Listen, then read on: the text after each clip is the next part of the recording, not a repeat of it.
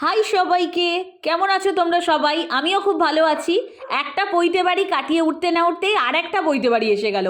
কালকে সেটা খুব সুন্দর করে ব্লাউজ তৈরি করতে দিয়েছি চাপাতলায়, মানে মুনমুন টেলার্স বলে একটা জায়গায় করাতে দিয়ে, মানে কাকুটা এত ভালো ব্যবহার আর এত সুন্দর কাজ করে কি বলবো। তারপর আচার আনারও ব্যাপার ছিল, দেখতেই পাচ্ছ একটা জায়গায় চলে যাচ্ছি। আমরা 1 নম্বর গিফটটা দিয়ে দিয়েছি, আর একটা মায়ের পক্ষ থেকে গিফট আছে, সেজন্য কিনতে চলে গেলাম। তো এখানে আমি দেখতেই পাচ্ছ একটা ভিডিও করে নিলাম। তো এই জায়গাটাতেও মানে এত সুন্দর সুন্দর শাড়ির কালেকশন এসছে, মানে এই আশীর্বাদ দোকানটাতে দাদাদের এত ভালো ব্যবহার আর তার সাথে এত সুন্দর জিনিস পাওয়া যায়। হোলির শাড়ি ফাড়িও দেখে নিচ্ছিলাম, খুব সুন্দর, মানে ইয়েলো তো থিম থাকে। এছাড়াও একটা ব্ল্যাক শাড়ি এসছে, এত ভালো দেখতে কি বলবো তোমাদের।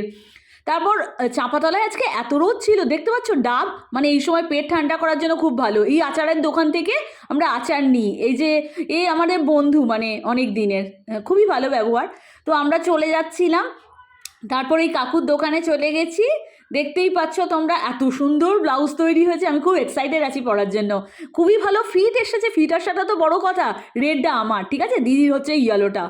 আর চাঁপাতলায় না মানে এত রোদ ছিল, ফুলুরি কিনতে বলেছিল মা একটু, তার কারণ আজকে তো নিরামিষ খাই, ফল কেনারও ব্যাপার ছিল। বাজারে আজকে ভিড় মোটামুটি ছিল, আমরা তো নিরামিষ খাই আজকে। এটা আমাদের বাড়ির সেই মাঠ, দেখতে পাচ্ছ, ফিরে এসেছিলাম।